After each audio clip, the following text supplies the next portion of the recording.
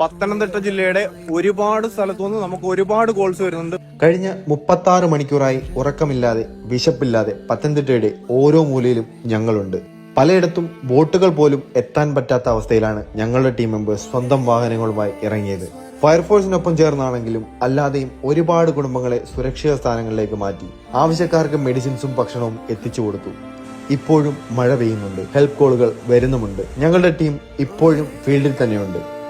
പക്ഷേ ഇതിനിടയിലും ചിലരുടെ കുറ്റപ്പെടുത്തലുകൾ, വെള്ളത്തിൽ വണ്ടി ഇറക്കി കളിക്കുന്നു, വെള്ളം തെറിപ്പിക്കുന്നു എന്നൊക്കെ പറഞ്ഞ് നെഗറ്റീവ് അടിക്കാൻ ചിലരുണ്ട്. വഴിയിൽ കാഴ്ചക്കാരായി നിന്ന് കണ്ടന്റ് ഉണ്ടാക്കുന്നവരോട് ഒന്നേ പറയാനുള്ളൂ, ആ വെള്ളം തെറിപ്പിച്ചു പോകുന്ന ഫാൻസി കാറുകളല്ല ഞങ്ങൾ. ഒരു തുള്ളി വെള്ളം പോലും കുടിക്കാതെ വിശപ്പടക്കി പ്രാണന് വേണ്ടി കരയുന്ന മനുഷ്യരെ രക്ഷിക്കാൻ ഇറങ്ങിയവരാണ് PTA ഓഫ് റോഡേഴ്സ്. ഞങ്ങൾക്ക് ഇത് കളിയല്ല, ഇതൊരു മിഷനാണ്.